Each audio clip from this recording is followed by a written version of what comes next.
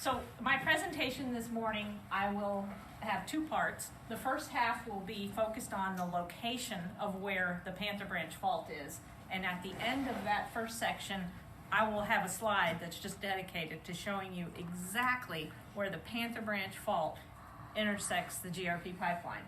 And then the second half of my presentation, I'll talk about the activity we've seen on the Panther Branch Fault. The evidence is phenomenal, overwhelming. So you ask the question, why are we here today?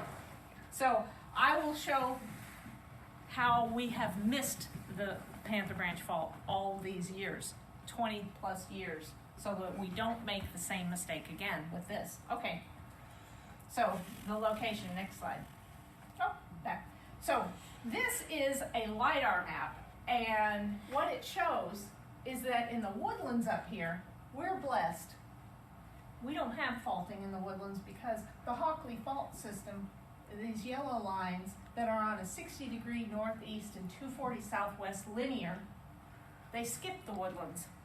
And so people looked at that and went, oh, well, good for the woodlands, we just don't have faulting. But that's not true. Let me show you how the faults got erased. Next slide. When the woodlands was developed, George Mitchell got a loan from Housing and Urban Development.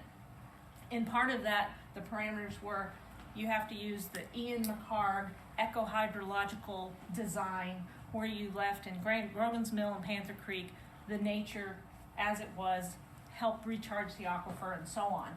Well, when George Mitchell paid off the loan in '92, he didn't have to follow that design anymore. And you'll notice that all the homes built thereafter had raised lots, curb and gutter, storm sewers that just shot the water out. What that did, though, as they developed that, it brought in the bulldozers and it erased the evidence of faulting. So that's why our LiDAR map looks the way it does. Next slide. This is Cochrane's Crossing, the village, the newer village that doesn't have the Ian McHarg design, in the pink, and it's where Dr. Meinrath lives, and it's where the GRP pipeline runs through right here.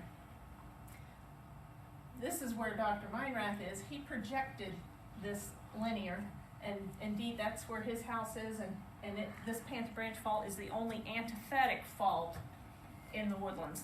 It has that signature. This is Gordy Bunch's house, and Gordy Bunch famously sued the Woodlands Land Development Company for developing his house on the Big Barn Fault. Next slide. So we're here because we keep missing. One reason, Ian McHarg, we scrapped that, we bulldozed over. We're also here because there was an intentional erase of the faults. In the appellant's brief in Gordy Bunch's lawsuit, pages 15 through 20, it describes how the Woodlands Development Company, specifically Virgil and Plato, asked the new consultant on the project, HVJ, to reword what they found about the fault. Fugro was on the project initially for the Woodlands Land Development Company, and they said, you know what, we have identified faults. We've identified these faults that are further east, and the Woodlands Land Development Company terminated Fugro and hired this HVJ. And just to insult to injury, HVJ said, well, there's some faults. No, you need to come up with a different answer.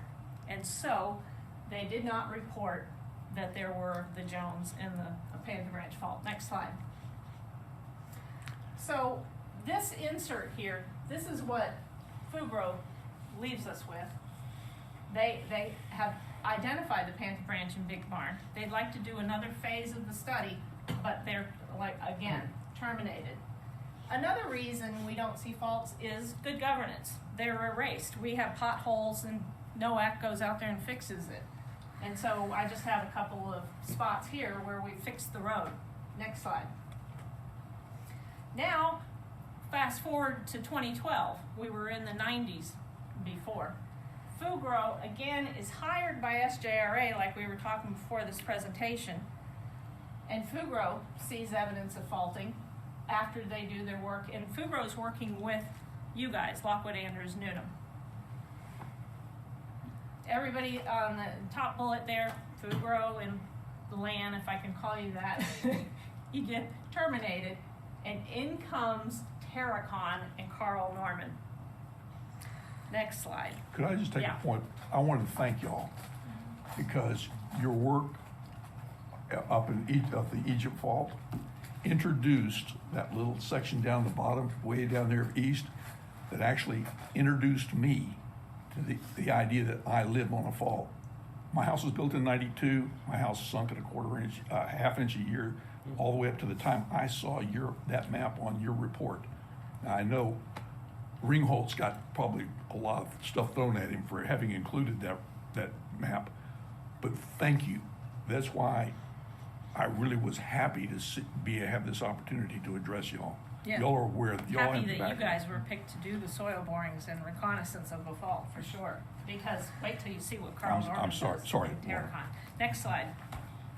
Is this the map you're referring to? This is the map I'm referring to. Yeah, this says up at the top, it says Footgrow 4, Lockwood, Andrews, Nuneham, and 2012 is the date. So, you guys get terminated again. But, You know? So to clarify that, we were not terminated. We were only contracted to do the W1A section. Well, from our perspective, I think, wait till you see what Carl Norman does when he takes over. And from a resident perspective, and I'm an advocate for these residents, I wish we hadn't picked Carl Norman and Terracon, because, like I said, wait till you see what they do. I'm just out of my mind over it. Next slide. So Carl Norman's in charge now, like I said, and SJRA has hired Land Tech to do surveys because Dr. Meinrath has pointed out he's on a fault. You need to monitor the area. So SJRA agrees to do that. And now Carl Norman is evaluating the survey that was done. And in this letter, this is from Carl Norman, he says, as suggested on the October 11th report at the third remeasure of the benchmarks, you have to meet 2 criteria. He goes on, it's a little bit hard for me to read, but they're blown up right here. The one criteria is you need to see a fault pattern. So you do the survey, and all the monuments on the downthrown side of the fault need to show an elevation drop and vice versa. We got that. Then he says, I should have added that the movement needs to be 0.15 feet per year. 0.15 feet is almost 2 inches. You have to move 2 inches, and of course you have to have the consistent movement on the downthrown side. But having to meet this hurdle is incredible. Next slide. It's so incredible that even Dr. Norman agrees. This, in a presentation Norman did with Bill Ellsbury, they said that the typical fault movement needs to be a ½ inch a year. And so now he's changing his story. And what's unfortunate about that, next slide, is it gets parroted. This is Mark Smith from SJRA presenting before the Township Board, saying, we don't really need to continue doing this benchmark, this study, we really don't see any movement.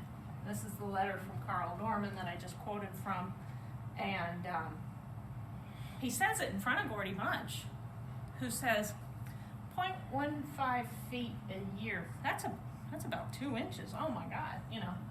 So the township says, please, SJRA continue doing the study, and they do. So that's great. Next slide. This is Dr. Meinrath's house. This is the front of it right here.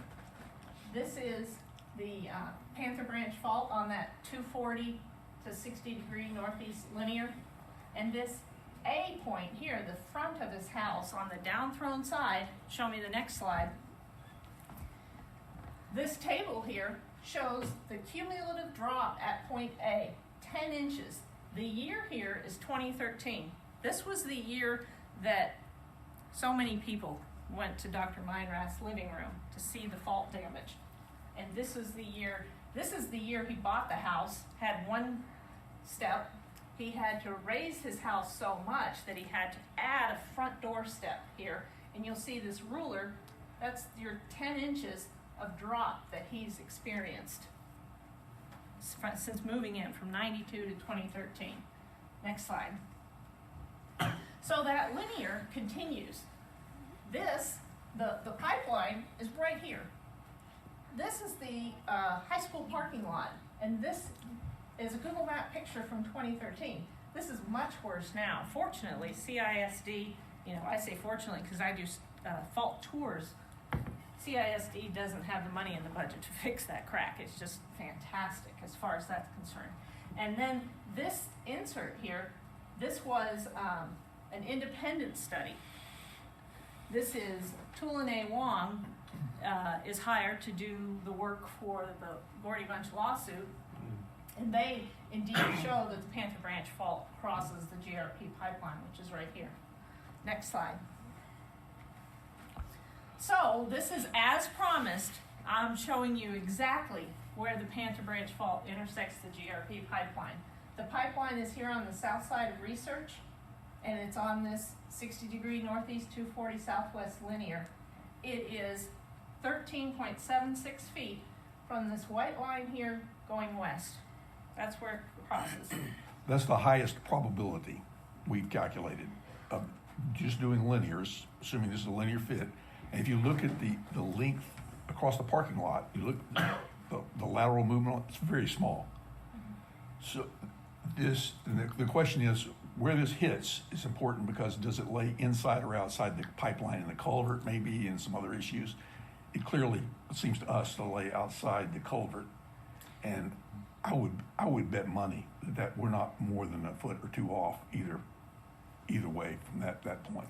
Sorry. No, and more than that, look at these black lines that NOAC has come out and improved, or thrown in some stuff so you don't get water in there. You engineers, I think that's what you do with the streets to make it so it doesn't deteriorate faster than need be. So next slide. Now I'm going to talk about the activity. Next slide. So I love it that we have these core stations. We have 3 core stations. GSEC is at Gladys Elementary on the Big Barn Fault. PWES is at Powell Elementary on the Jones Fault.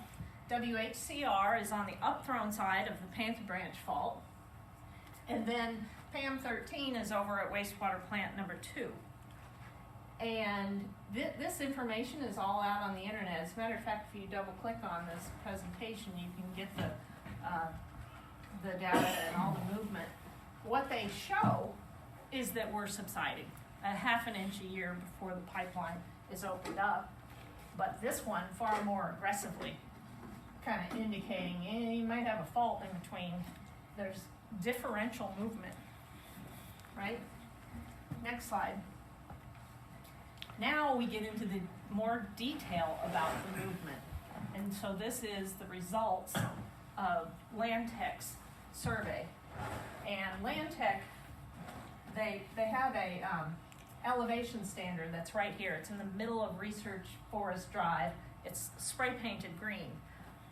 I appreciate SJRA again. They let me go out and see what a survey was like. I had no idea what engineers do. So I was out there with their tripods and seeing how exactly it's done. And so this is the spot that is the elevation standard for this study. Spray painted green on the upthrown side. They call it monument number 19. And the other monuments are numbered 1 through 12 or 13. And then you have, it's obvious, it just goes up in number. What's interesting is this is monument number 20. And SJRA Land Tech yielded to Dr. Meinrath and put this monument number 20 perpendicular to the Panther Branch Fault to show you the movement, that a more appropriate place for it, if indeed the fault is where we think it is. So Land Tech does these measurements, and these are absolute values. If I could see that number, it says something like 145.123. And how relevant is that? It's a measurement off of this, but I showed you in the previous slide we've got all these core stations showing that that whole area is dropping. So he's dropping too, right? Anyway, that first criteria that Dr. Norman pointed out, we got it. Every single monument on the downthrown side, including number 20, is red. I'm serious. At a trustee meeting last year, they identified this one as being on the upthrown side, and that kind of throws things off. Maybe there isn't a fault. So you gotta watch out for that. Anyway, next slide. Laura, what's that value at the bottom? Just curious. Oh, that is the probability that we're not on a fault, and there's 5 zeros. Just deep, the question Dr. Norman had is there any statistical evidence that this is an active fault? So his model is the two sides are equal. Okay? If that's true, you'd project over the long haul, see as many upthrown and downthrown monuments on each side of that fault line, which is at between monuments. I don't know, I can't see it here, but I think it's about monument 11 or something like that is where the fault line actually goes through. Yeah. The importance of that line is basically is saying, given we have 19 monuments that we're looking at, how many of those conform to our model versus Dr. Norman's model? Well, we got 19 monuments. Every single one conforms to our model, which means they don't conform to his model necessarily. And that getting that type of probability is the equivalent of flipping a coin. I'm just taking a binary analysis. Flipping a coin 19 times and coming up heads every single time, which is where I kind of generously calculated that probability. It's not perfectly accurate, but this is like getting hit by lightning. If that is not truly a difference in elevation from the very first remeasure. Sorry, Laura. No, they were good. All right, next slide. This is a good question. So this, thankfully, PAM 13, I say that because we've had data since 2000 on PAM 13. And it's showing a ½ inch of subsidence here. But what I wanted to show you on this slide is now we've hired Land Tech to do the survey, and we've stopped subsidence almost.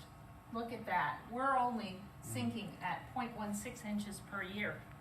So that just gives me more goosebumps when you look at the Land Tech survey and you see those changes that were measured in a time when we almost addressed subsidence, which this does not look good for the future. We have started to take more groundwater more recently, and we're seeing subsidence pick up. So, Could you go through what those vertical lines, what the events that are going on during those vertical lines? sure. So this is all pre-GRP pipeline, groundwater reduction plan pipeline, and we are 100% on groundwater, and we're experiencing a ½ inch of subsidence a year. Here, when we first go live with that groundwater plant, surface water plant, we're taking even more than 50%. What would we get up to? Almost 70% surface water. And that's when we saw the subsidence really stop. What happened here? I hear lots of excuses. We got too many trihalomethanes because of the surface water. We've got these yahoos with Lone Star. We got lawsuits. We got to keep to that sweet spot so that the GRP only runs to however many million gallons before they have to do a GAC change out. So there are all kinds of reasons, but we're taking more groundwater these days. The last 2 months have been insane. Speaking of, last month I went to Chile. The day I left, there was a big pipeline break at the Jones Fault. And by the way, Dr. Meinrath and I are focused on the Panther Branch Fault. Jones is worse. It's moving more than the Panther Branch. Next slide, okay? Are you referring to a pipeline break on you mean a smaller one? It's one of his. Okay. Or his. He willed it. It's mine, really. It's not in my mud, though. Sorry. Okay, So this is a blow up of the west of the scarp. These are the drops in the elevation from the Land Tech survey. And you'll see in September of 22 how much the numbers go up. These are change scores. This is 0.03. This is now 0.07. So you ask yourself, how much can the pipeline take? And what Dr. Meinrath has passed me here is the allowable movement on the pipeline is 0.04 inches of horizontal movement per year for 20 years, or 1 inch in total. It's amazing that the pipeline hasn't broken already. So all the digits in those cells are in feet. They're hundredths of a foot. What they're saying, what this Freedom of Information Act request basically reveals is that unprotected pipeline under the high school entrance is only allowed 0.4 of an inch. So every single one of those numbers on the right, which is where we are today, way over is way over the maximum allowable displacement. Sorry, I'm sorry. That's all good. Okay, next slide.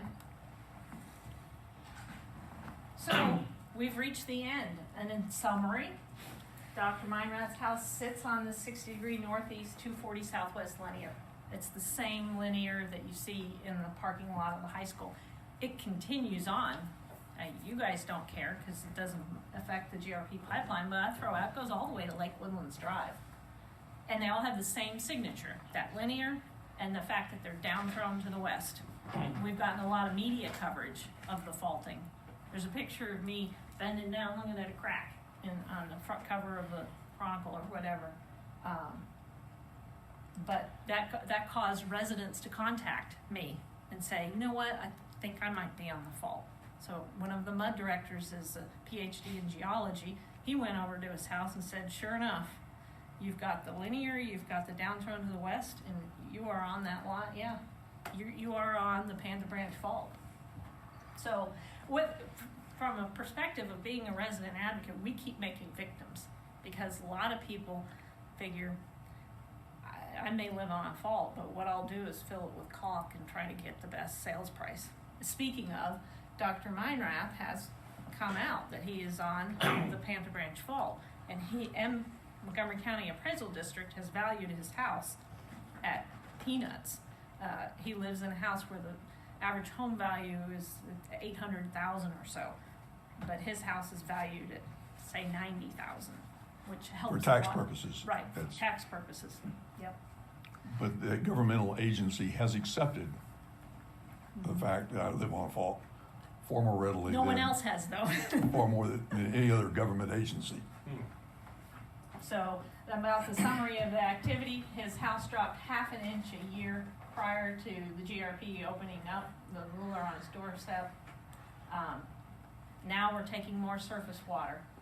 But when we took more surface water, I mean to say, the fault activity dropped by 80%, and now we're going back to more groundwater. So it's becoming worse now that we go to more groundwater. So thank you guys. We've got a lot of information up on the table. I'll let Dr. Meinrath tell I you. have a question for